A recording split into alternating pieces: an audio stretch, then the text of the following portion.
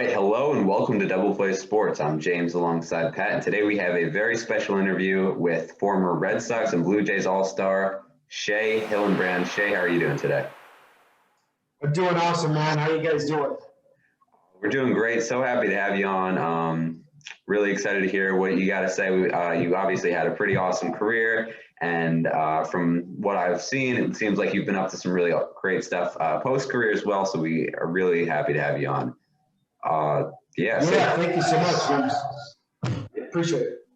So first question I have for you is you grew up playing baseball in Mesa, Arizona, attended high school and college there. What is the baseball community like in Mesa?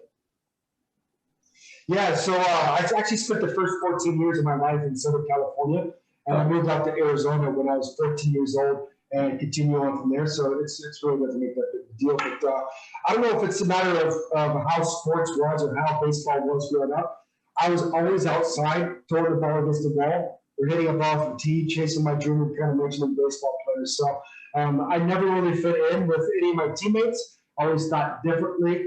I was not outside the box. I had an obsession for what I was doing. I mean, I'd throw the ball against the wall for hundreds and hundreds of times every single day, and I'd hit the ball from tee. And for the most part, probably just trying to escape the reality of my internal hell that I was living with the stories that I tell myself on a daily basis as an adolescent growing up in the 1980s. Yeah, it's really cool. So then, of course, you were picked in the 10th round by one of the most storied franchises in all of baseball, the Boston Red Sox.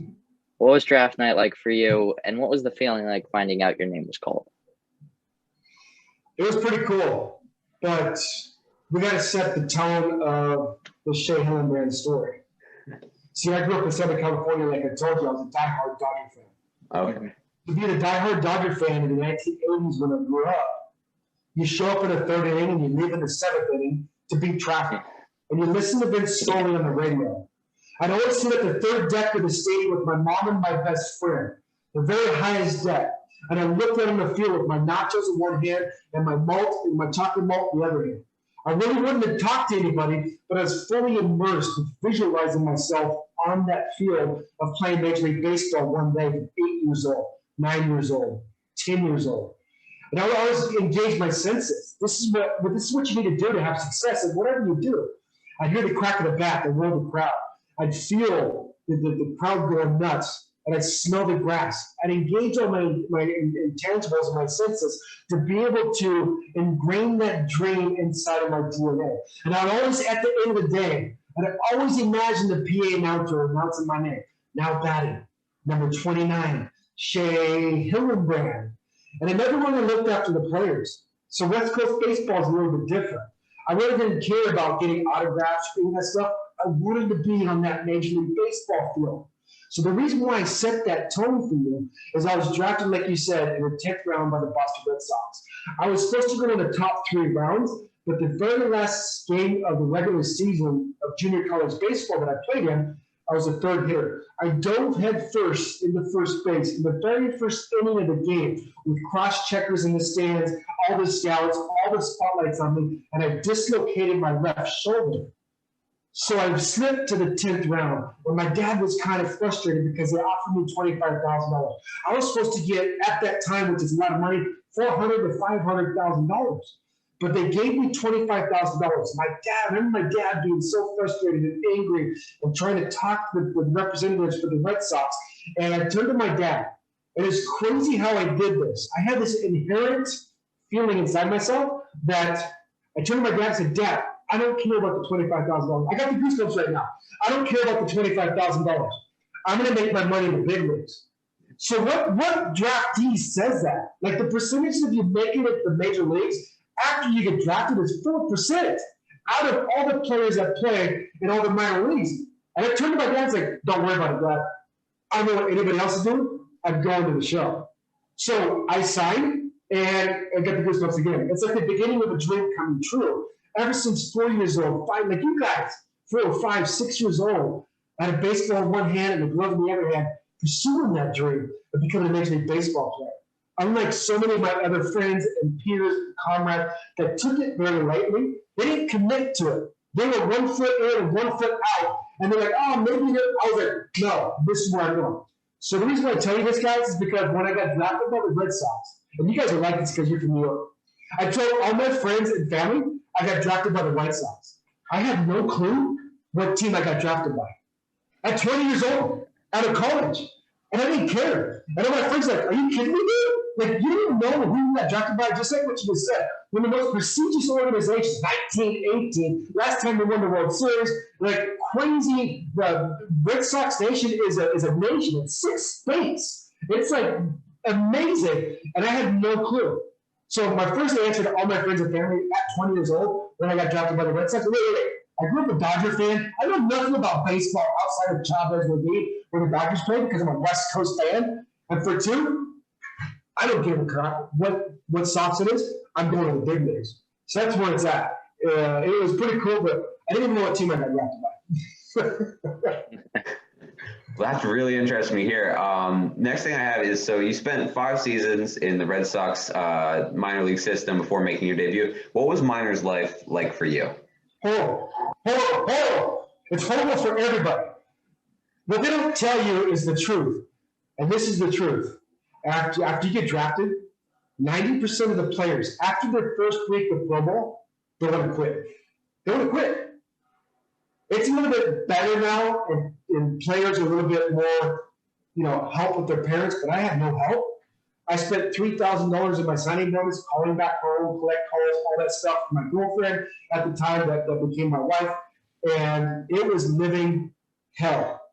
I mean, I was getting paid $600 a month. Half that goes to the board. I'm living off of $300 a month, driving buses for 13 hours, going from Podunk Town to Podunk Town, and then sleeping on the bus, sleeping in Motel 6s, going to Taco Bell. We had to sit in line for payphones to call home. We didn't have cell phones at the time. Like sitting in line to wait to call your girlfriend or whoever it is just to escape the craziness. So I got drafted as a shortstop. And after my first 10 games at shortstop, I was the #1 shortstop in the state of Arizona at the Junior College level. Dude, I rocked it. And I thought I was the baddest stuff since sliced bread at 20 years old. At the first 10 games in Pro Bowl at shortstop, there was a short season A-ball in Lowell, Massachusetts, which is a half-hour outside of Boston, and it's the closest team that's like, Boston fans. The first 10 games, I had 14 errors at shortstop. I was wearing it. I sucked. Error after error, I'd throw it away, I'd miss it, I'd throw it away, but I was raking.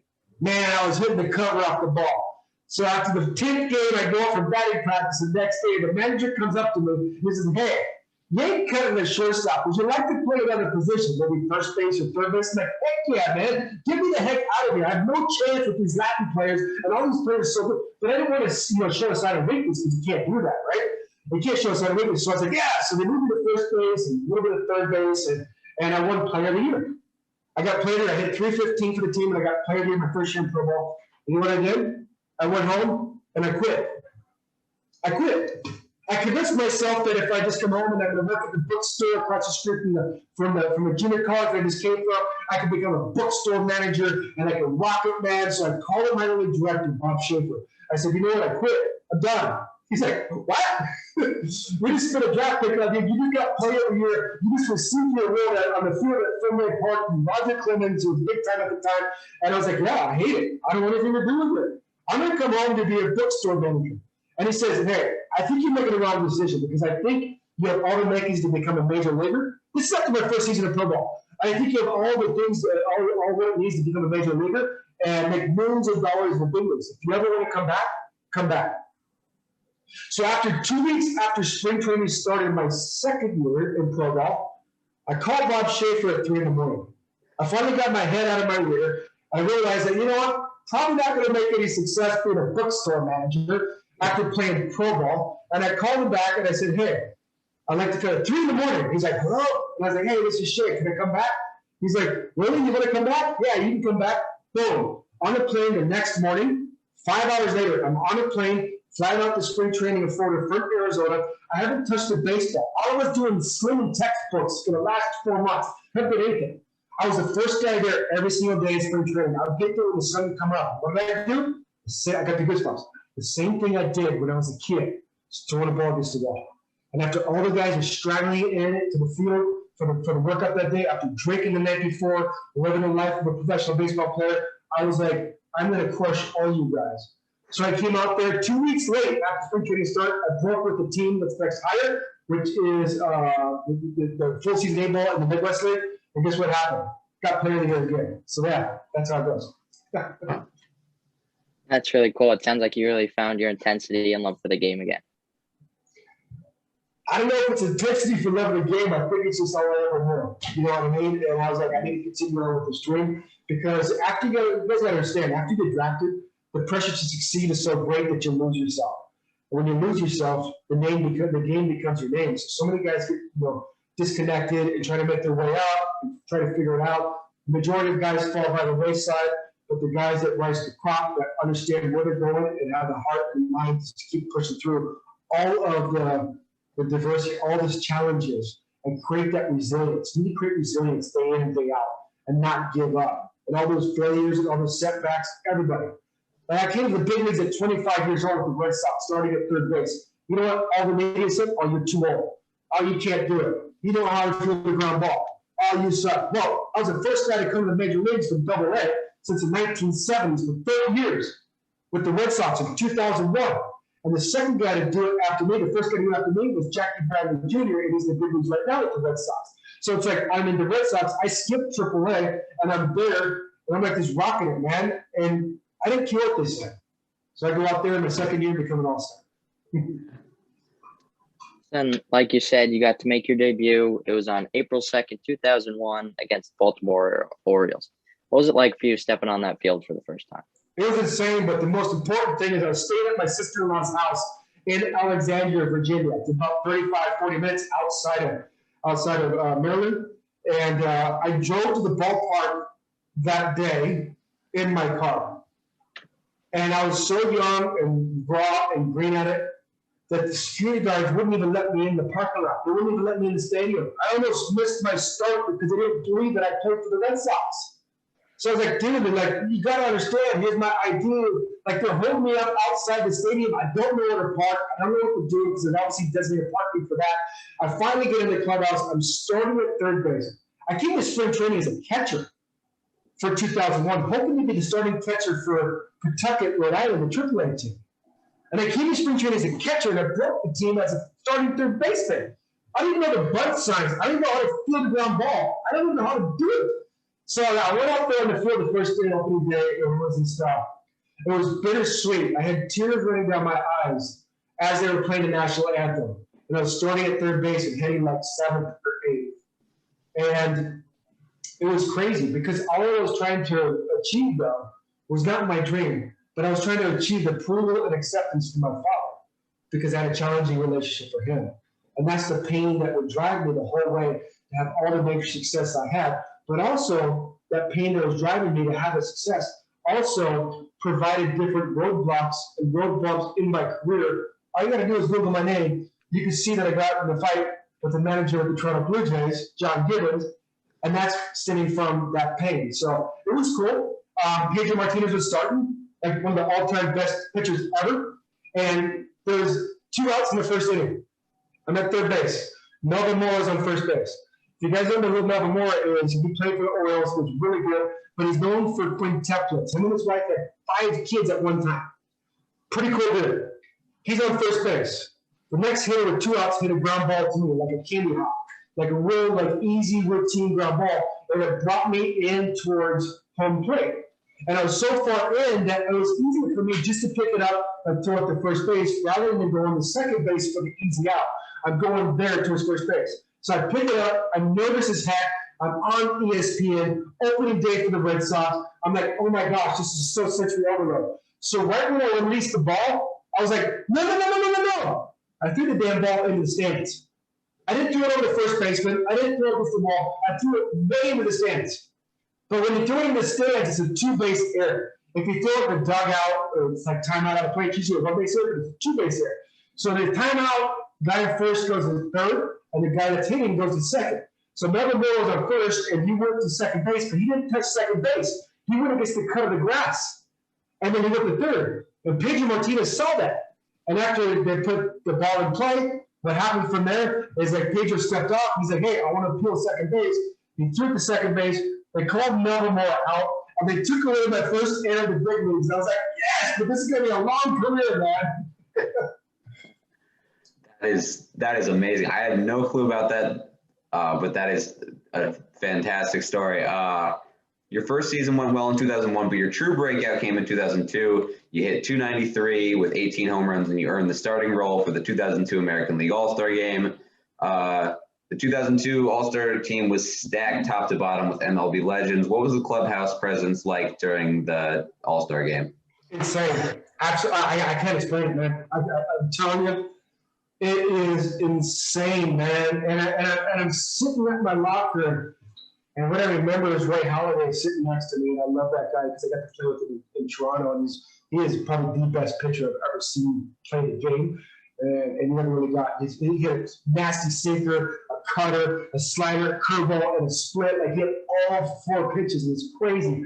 But I remember turning over, looking at my shoulder, and seeing Jason Giambi at his locker. And this is the first night for the home run derby. And he's leaning over, and he just had his pants on, the Yankee stripes, and he's tying up his spikes to get ready for the home run derby because he's going against Sammy Sosa and the other guys. And I looked over, and his back was just like gigantic. It was huge, and it was a great experience. But just to let you know, the balls that they use for the home run derby are wrong timing. They love super balls.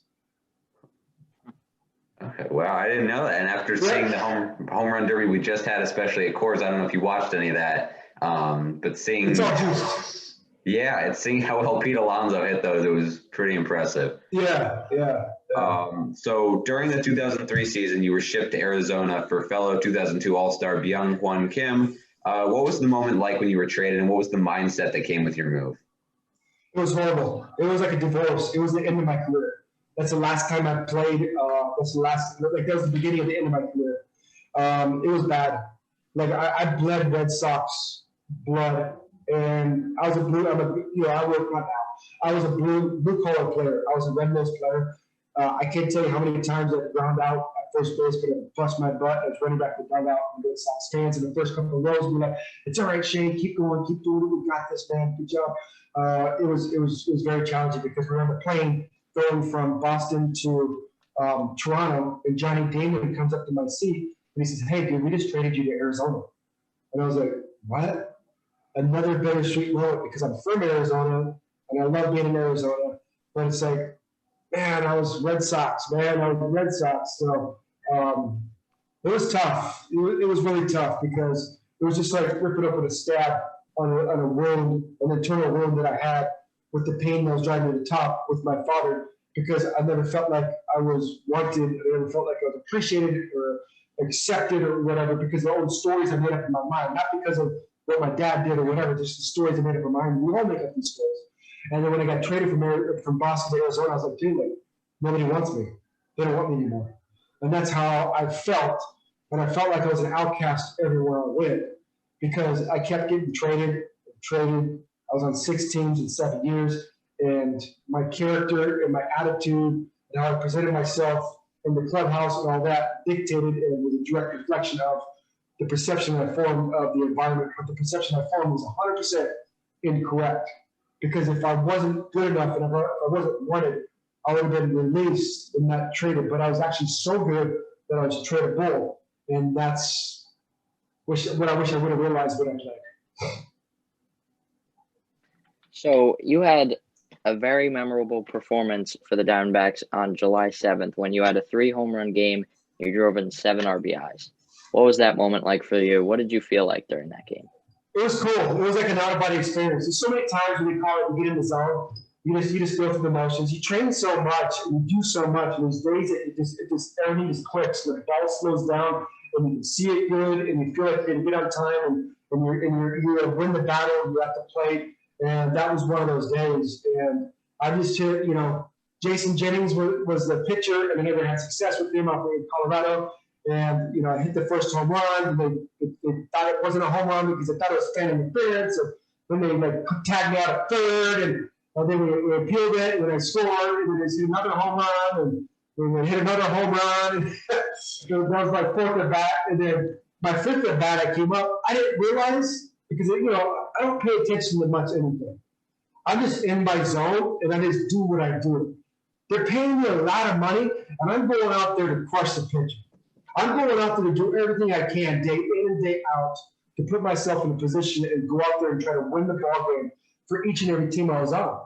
And not many people thought that way, and not many people could handle me because they're like, what the heck's wrong with this guy? This guy's crazy.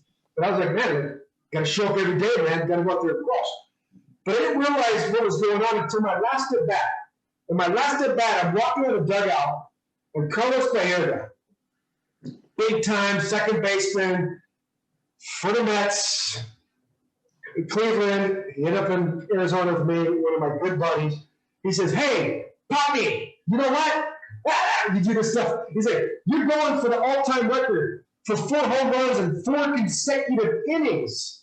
There's been 4 home runs in a game, but not in consecutive innings. That's the all-time record. I'm like, what? I didn't realize that. For my last at bat, whoever was watching a Major League Baseball game at that time, whatever game was on, all of the TV simulcasts switched to my at bat. So I had the whole world watching me during that at bat, and my knees were shaking like they were in the 2002 AllStar Game, and I wasn't prepared for the first pitch.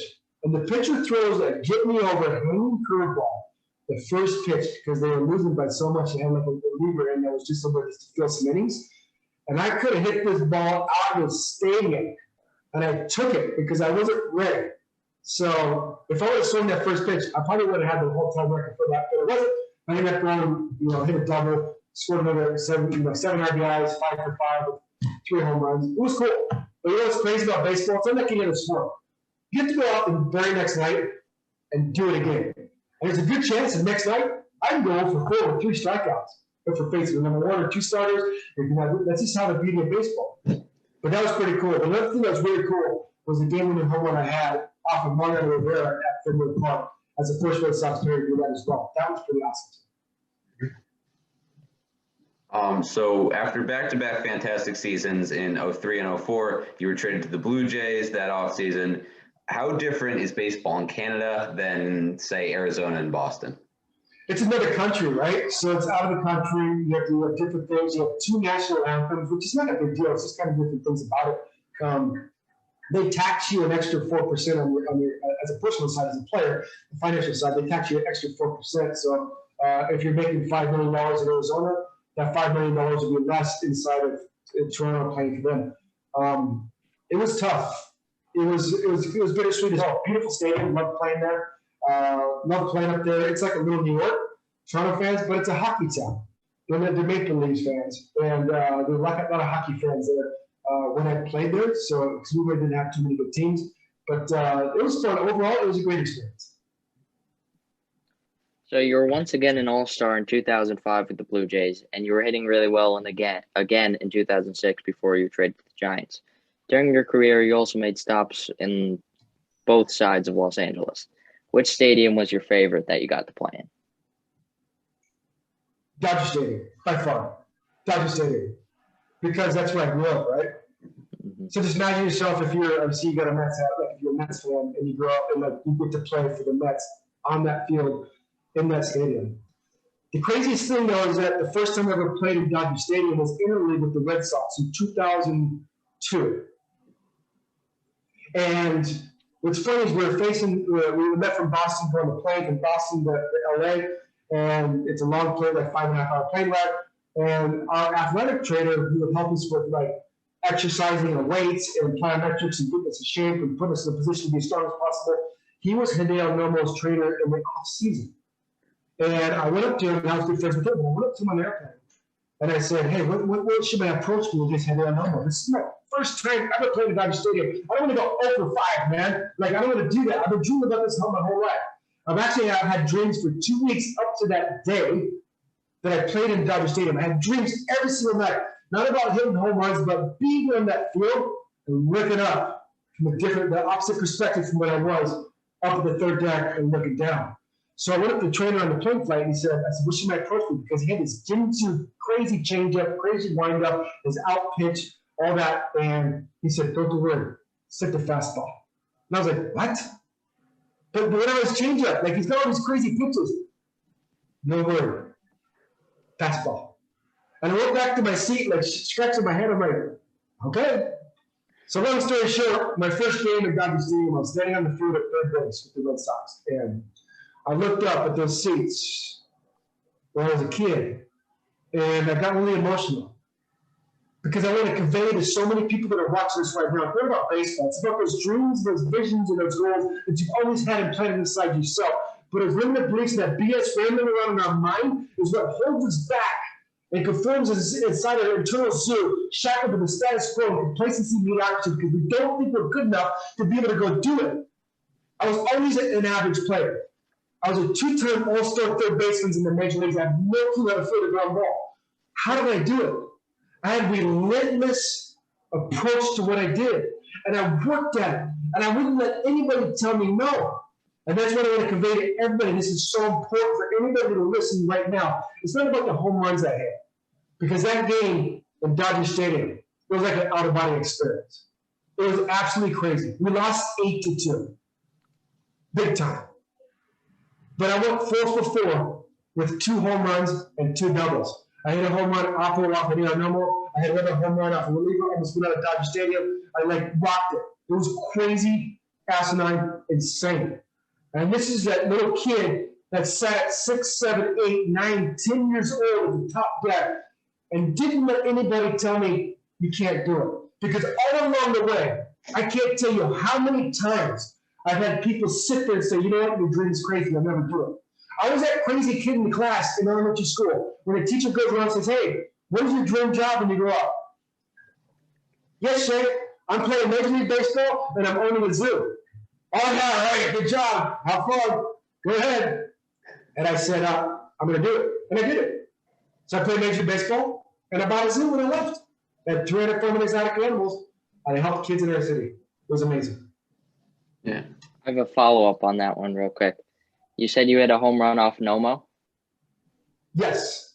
Was it the fastball? That's all it threw me. It was crazy. I don't know if our trainer was telling him what to throw was, then it was the fastballs. So, but I played with Hideo Nomo after that. And he taught me how to eat sushi. It was pretty cool. I also have just a little follow-up with that. So we talked about playing for the Blue Jays, and obviously there was the whole story with your thing with John Gibbons.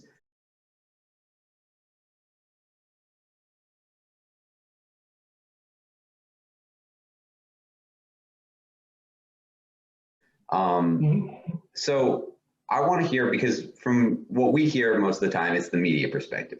What really happened there? Because I don't know if all the baseball fans really get the true story on that. They don't. They don't. And they never will. And that's how it is. Okay. And it is what it is. You know what I mean? It's challenging. Yeah. I was in a very challenging situation. I was going into my 20th year, and I worked really hard to do and put myself in a position to get paid, because that's what we try to do. It's a job. We want to get paid as much money as possible. And that didn't happen. I ended up splitting time, and then John Gibbons was a brand new manager in the major leagues, and he's a very great manager, like a player's manager, very easy to get along with, but I was disgruntled. I was angry. I was frustrated. I was hurt. I had pain, and we experienced so much pain as Major League Baseball players. There's so much going on behind the scenes that so many people don't get to see.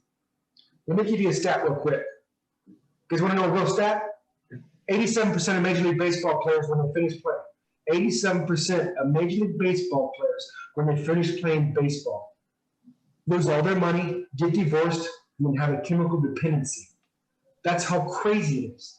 That's real talk. So Vernon Wells called a players only meeting because he is playing with a hamstring pull, like his hamstring was hurting. He's a franchise player. What I want you to understand, like Pete Alonso, is that his name? Alonso? Yeah. Pete, he's a franchise player. Yeah. When he's in the lineup, it changes the whole dynamics of the game. Whether he's going to hit or not, or just the presence that he brings is a psychological advantage for you and the team. So having Vernon Wells in our lineup was an advantage for us psychologically to go up there and win. In order for Vernon Wells to be in the lineup, he had to pick and choose what balls he'd go after hard after an outfield and not, because he doesn't want to pull or tear his hamstring to put him on the DL. But we need him in the lineup every night. So apparently the night before, one of the pitchers, when he was pitching, I won't say who it is, called him out in the newspaper, saying that Vernon Wells was dogging after a fly ball and didn't give his full effort. In the newspaper. That's like the biggest freaking, like, you want to get your freaking throat chopped? You want to get punched in the face? You want a player to take you in the back room where nobody can see and hold you up against the wall and say, dude, I'm going to effing kill you? That's what you do to a franchise player when you play baseball. Like I said, there's so many things that go behind the scenes because we as players face the crowd. So Brendan Wells that day after BP, he called the players on the meeting. I was like, oh crap, shit's going to hit the fan. Brendan Wells is going to go off in his dick and his big chat. So I went into the clubhouse, and the clubhouse is, when it's a players only meeting, nobody's allowed in there. I don't care who you are. Manager, coaches, clubhouse guys, trainers, doctors, owner, GM, you ain't allowed in our clubhouse. Like, zipped, beat it, because we're the players and we run the show. This is the players only meeting, and we got to prove whatever. So I wanted to lighten the load of the meeting to kind of lighten the mood, because Bert Wells is about ready to go off on this dude. So I wrote on the board, the ship sinking, like the whiteboard in the clubhouse, the ship sinking and play for yourself. And another player came in and he said, play for your paycheck too. And that was just like a joke, which is a stupid, immature joke because we're 25 grown men that act like kids, whatever. But it's like, oh, dude, that's crazy. Like, who the hell wrote that? So long story short, during this players only meeting, the hitting coach came in and he says, hey, after this meeting, the skipper wants to talk to you guys. The dude, it's like a movie. The dude looks at the board and he says, so apparently he goes in and tells John Gibbons what was on the board, and John Gibbons really didn't understand the context of what it was, and he comes in the clubhouse screaming and yelling, who the F wrote this? What's going on? And I said, dude, that was me. And that dude over there, who's really close to you, who's like tight with you, wrote that too. And he went off on me, and rightfully so, because there was a lot of tension between us. I voiced my opinion. I didn't care what anybody said. I was hurting. And what's crazy is I didn't trust myself. See, what happens is if you want to go to the top, guys, you want to go to the next level, if you want to get to what you need to do, you have to have a credibility with yourself. The way you gain credibility with yourself is keeping the promises to yourself. When you keep the promises to yourself, whatever you do, whether it's like, I'm going to wake up at a certain time tomorrow, I'm going to do so many podcasts, I'm going to drink so much water, I'm going to watch what I eat, I'm going to put so many hours into doing this, keep those promises to yourself. And when you do that, your self-worth goes up, your self-confidence goes up, but most importantly, you start trusting yourself. And the craziest thing is I want to share with people at being 45 years old now at a totally different chapter in my life, because that character playing Major League Baseball is a totally different person than Shea Hillenbrand sitting here now. What I want to share with you is there was only one thing that I was scared of when I played Major League Baseball. Not a 100-mile-an-hour fastball and face with Justin Verlander, not playing an AllStar Game, not the pressure of playing the fans. I was scared of myself. I was scared of what I would do because I couldn't trust myself. Because of that, when I got put in a situation where I felt like my back was against the wall and I felt like I was being attacked, I would attack and I would lash out, and I didn't care what was in my way. I didn't know how to be professional. I didn't know how to be a team player. And I was thinking, you can look at it right now. Google my name on the internet. He's a cancer. He was a cancer in the clubhouse. He was the biggest a-hole. He got in a fight with John Gibbons. He said this about Theo Epstein on the radio. He said this and this and this. 100% true. All of it was true. But the context behind that was a hurt little boy that was scared, that was driven by pain, because stories he told himself day in and day out, every single day. You know what I told myself? I'm not good enough. I'm not lovable. And my dad doesn't love me. So whenever I got into a situation where there was authoritative figures, whether it was a coach, a manager, or a teacher, or a front office GM, or an owner, I didn't care. If I found confliction with you, I thought that was my father, and I'd lash out. I didn't care. I didn't care. And it was very, very toxic. And that ultimately led me from leaving the game in the prime of my career, leaving $50 million on the table, of buying a zoo, and then 8 years ago, very few people know this about it. 8 years ago, I was on the floor of a van.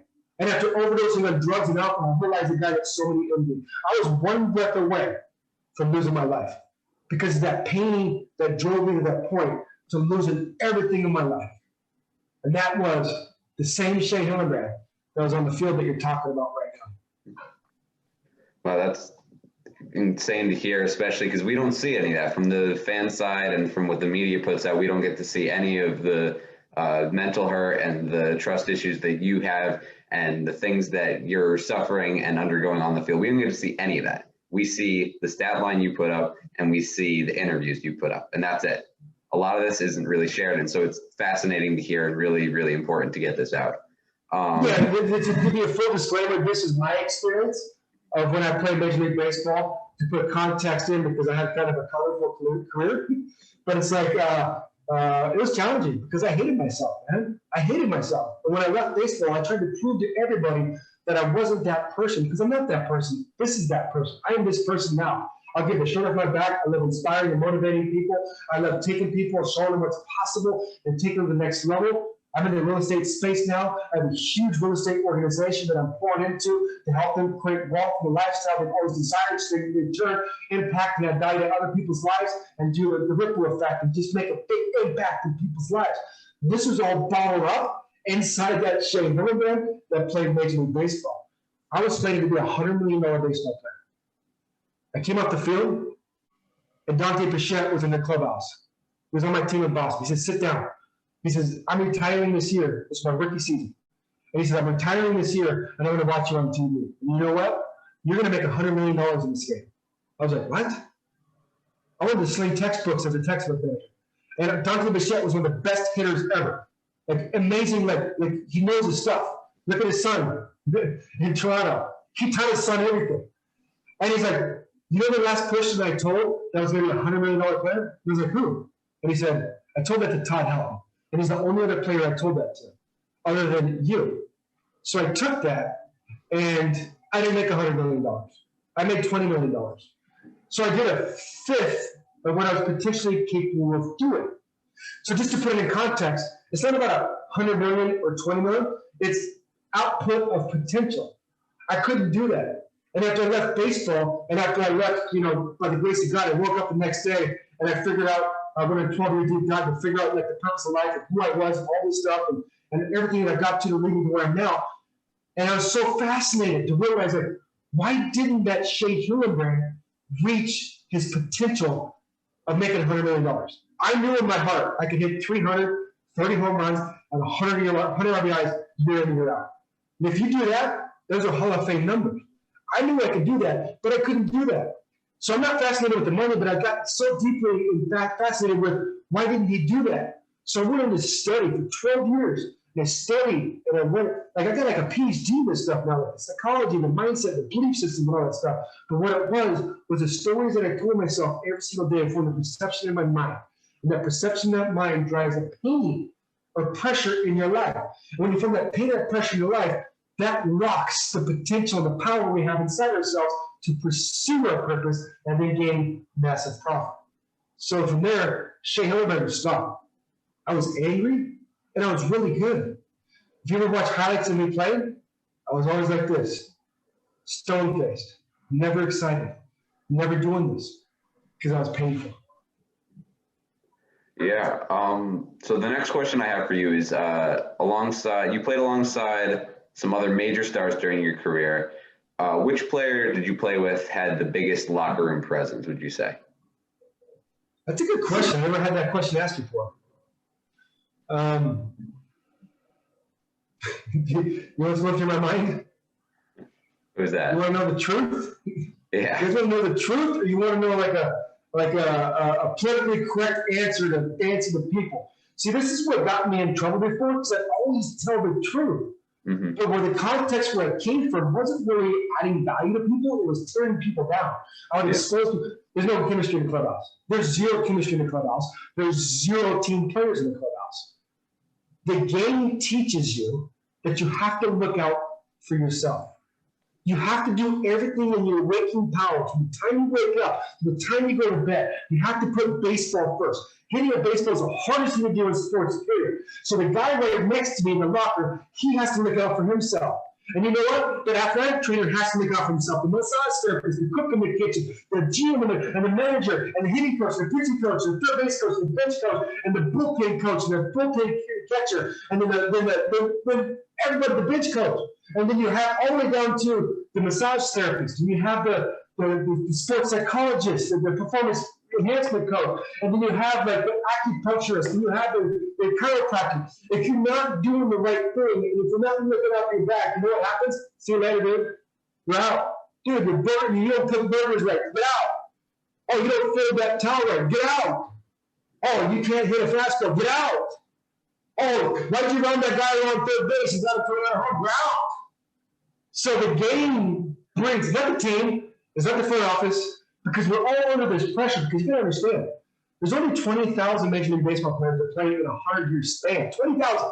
There's 750 guys that play at one time in the world of 7.5 billion people. You have a better chance of winning lottery than being in the Major League Baseball field. It's insane. The pressure that is there is extreme. And you have to be in a tunnel vision to where you're at the point to where if I don't perform tonight, I'm not going to have a job. And if I don't have a job, it's not about woo, go home and spend your millions of dollars. Our mindset is if I don't have a job, I don't have an identity. If I don't have an identity, I'd rather just put a pistol in my mouth and end it all. That's what goes through our mind. So we break it down and pull back the layers of the onion. You have to do what you need to do on a daily basis to add value and impact the team to prove that you are worth the spot to be there. Because those spots are so limited, it's insane. So it's very difficult. We're all grown men. If I don't go out every single night, why do I need a teammate to like, hey, good job, let's go. Like, I'm a grown man. I don't need you to cheer me on, dude. I need to kick an ass, bro. I need to go out there and do it myself. Because you know what happened? I got traded, and I got into a fight with the manager in Toronto. I didn't get traded in San Francisco. I got released. I got designated an all-star player who was an MVP of the team. I got, like, see him shipped out. Wherever you want to go, you ain't playing here. Why? Because I had confliction, and I didn't know how to understand how to add my value and impact the organization when I was there. The game forces that on everybody inside the confines of the clubhouse. With that being said, one of my favorite teammates ever is Tony Clark. Tony Clark is the head of the Player Association now. He's an awesome, awesome, amazing guy. I have a handful of players like Howie Kendrick. I loved Howie Kendrick. I took him under my wing in Anaheim when he was does the most amazing Mike Tyson impression, but he's got an amazing backstory. He obviously was in the World Series with the Nationals, had an absolute amazing home run to win the World Series. He is awesome. The biggest player, and I believe in my mind, and I can really care less to talk to anybody about it. I'm not here to debate. I'm not here to prove anything. I'm not here to. I can care less. I don't even really like baseball. I don't watch baseball. I don't do anything baseball. I was just really good at it. The best player ever in my mind, Barry Bonds.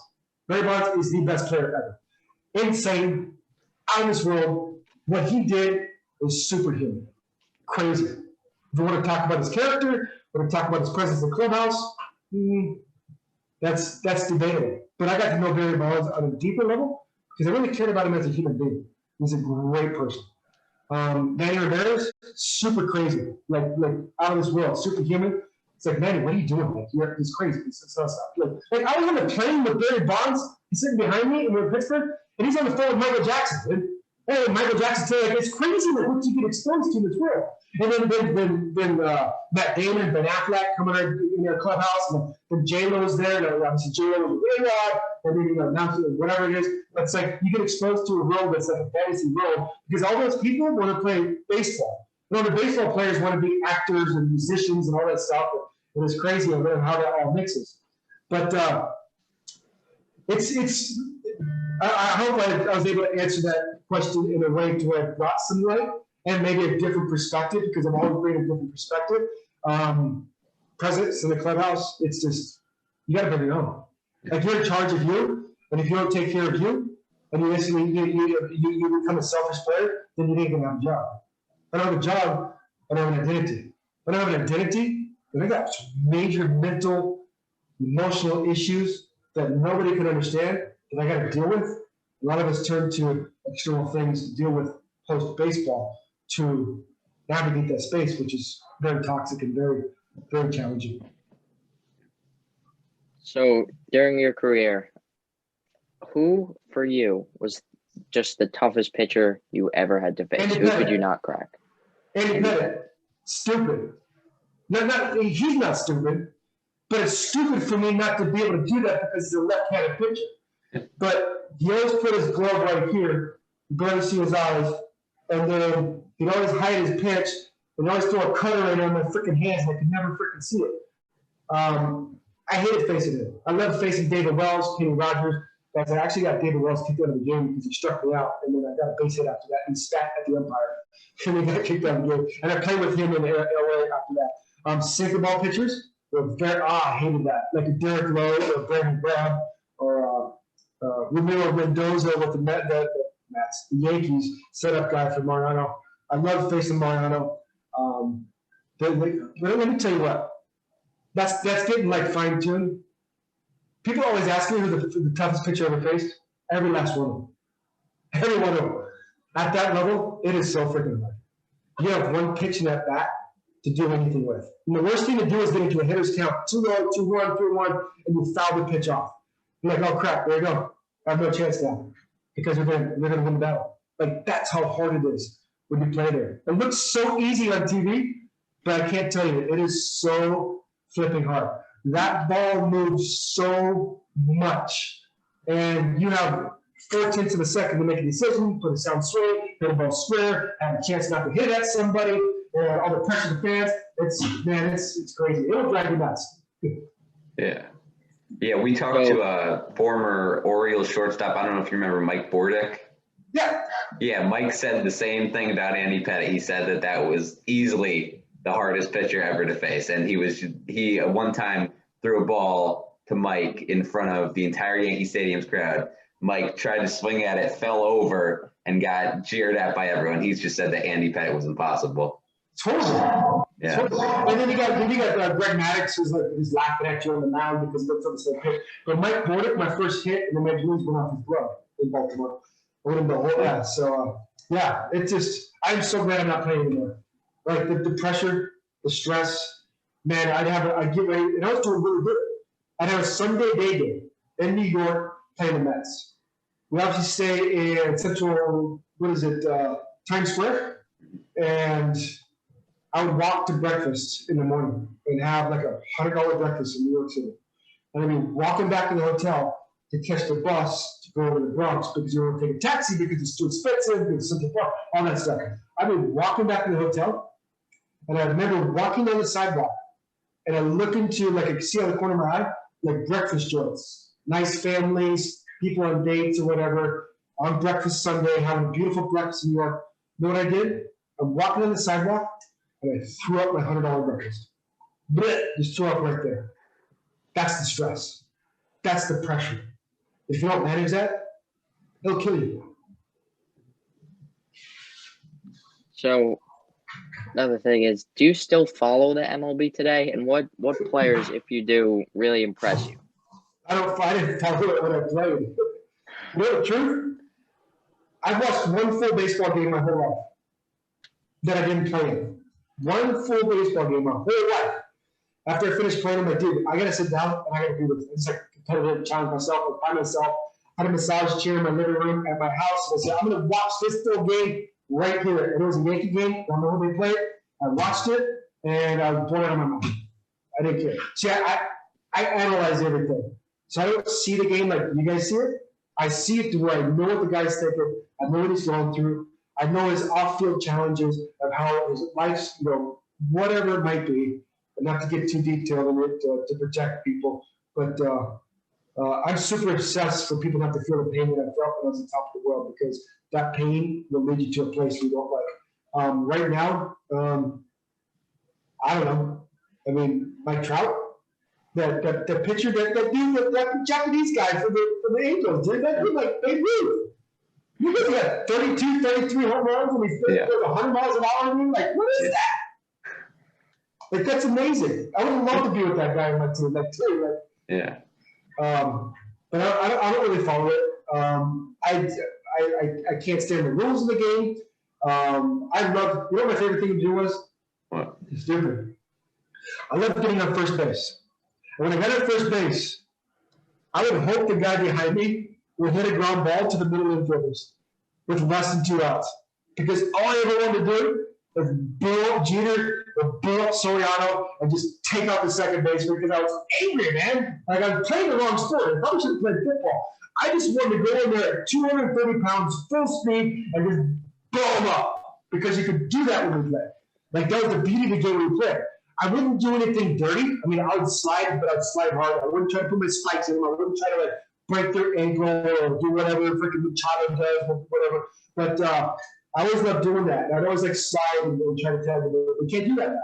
You know what I mean? Like it's just like you can't even touch anybody.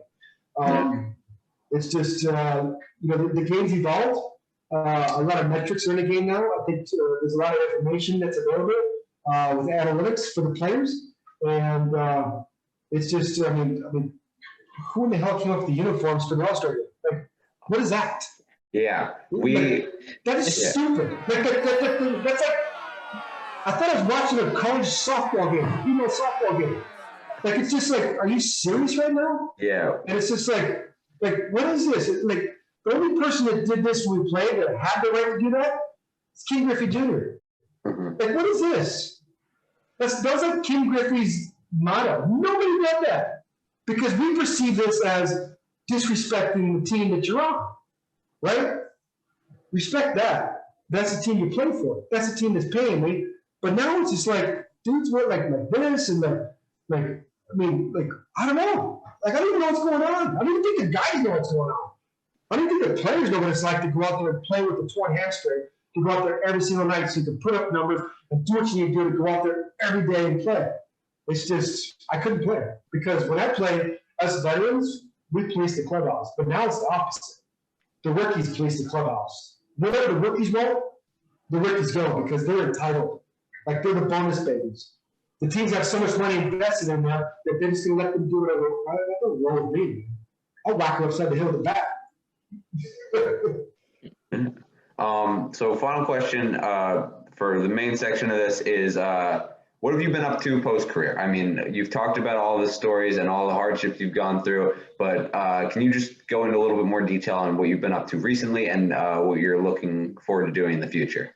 Yeah, absolutely. Thank you so much for the opportunity. And I appreciate you guys letting me have this time to share with you. But I always try to provide a very impactful interview to be able to provide a good perspective because I've been through it all. I've been on top.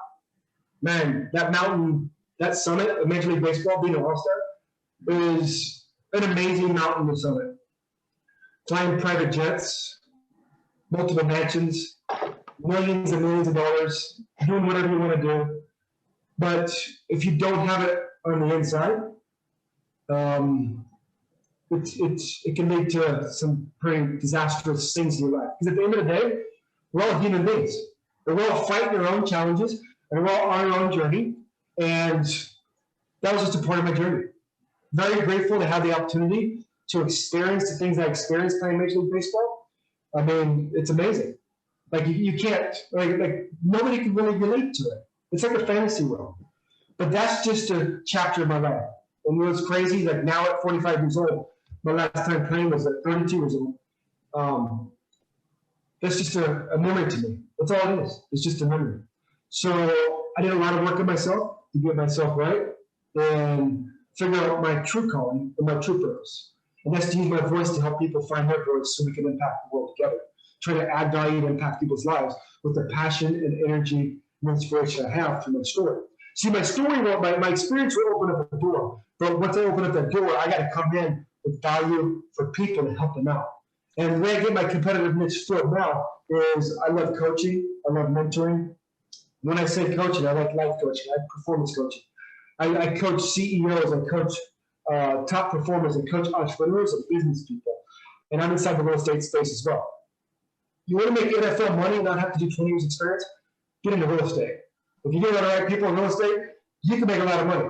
So I have a real estate organization through eXp Realty. eXp Realty is a brokerage that allows me to have people in my organization, not a team, but an organization from around the world. So now I can impact people's lives in Boston, in Toronto, in LA, Anaheim, San Francisco, all over the country, in Mexico, and in the UK, in Australia. I'm impacting real estate agents' lives when I bring them on the team and help them accomplish their dreams and goals and create the lifestyle and wealth that I always desired, that I always wanted to do, because I know how to do that. I did that playing Major League Baseball. There's a lot of things I learned and experience I gained that allows me to have success now in what I do. I just had to disattach my identity to baseball. And that was very challenging to do. That's the hardest thing to do for a Major League Baseball player when they leave the game. And say, you know what? I'm not a Major League Baseball player anymore. I'm a person. I have a beautiful wife that helps save my life. I have 5 beautiful children. I have 3 that are adopted and 2 beautiful stepdaughters. We have a blended family. I'm a cheer dad. Our daughters do cheer. So I go to cheer competitions. I go to cheer gym every night. And I'm sitting there as a dad. And I couldn't do this before because I was so hurt. And I was so much pain in my life. I was so disconnected. And it was always about me. Shea's God. Shea's, and they know what? I was a piece of crap. And once I realized that and understand, had awareness of where I was, and took accountability for that, and took the steps I needed to do to go from being a piece of crap to building myself up, getting credibility to myself, and attaching to my true identity of who I am right now is what I do. I have a baseball academy in Mexico. That's near and dear to my heart. I live in Arizona. Puerto Penasco is a shipping town 4 hours south of my house right here. We drive down 3 hours to the border, 1 hour across the border. We're in a shipping town at the top of Sea Cortez with Mexican people, the locals, the most amazing, beautiful people that I've ever been around. I love the culture. I went down there with my wife. I said, I got to help the kids. She's like, no, we're going to the beach, pina coladas, hang out. I'm like, no, I'm going to the streets. I'm going door to door. I'm helping the kids. So I met the mayor of the town, gave me a baseball field down there, and we're playing with a purpose. The only way I get into baseball now is not to help people out. I get into baseball to play with a purpose. What can I do behind the scenes to work on the player, not the performer? I can get you into a $100 million contract. I know how to do it. I got a PhD in hitting a big ball. I know exactly what it takes, but none of that means anything if we don't work on the person behind the performer. And that's all across the board. Everybody that we come in contact with, we all have the same thing to deal with. So that's what I'm doing in that real estate space. I'm doing that with empowering the real estate team. And then outside the space, I'm coaching entrepreneurs, business people, and top performers. I have a very dear to my heart to help Major League Baseball players and minor league baseball players transition out of the game. What better person to do that than someone that was one breath away from losing their life? I know what they're going through. I know what it is. I was able to figure things out on my own, apply some tactics and techniques to do that. So I'm near to that. We're putting together a program too with high school and college athletes to go in and train up coaches and train up athletes to get them prepared for the next level. So they could use the platform that they're on to impact and add value to people's lives. So I'm that person that plays with purpose. I can care less if a guy goes to the major leagues. I can care less if a guy goes to T1. I can care less if they go out there and do the AllStar game. I care about the person behind because there's so much more to life than playing baseball. But baseball has so much to offer to teach us to be able to go out there and have success in life. All right. Well, thank you so much for coming on, Shea. It was great talking to you. Some very inspirational stuff, some really moving stuff, and stuff that we'd never see because of how the media covers it up and how we take it in as the fans. So once again, thank you so much for coming on. It's great talking to you. Thank you for everyone for listening or watching, and we'll see you next week. Appreciate it, brother. Thank you so much, guys.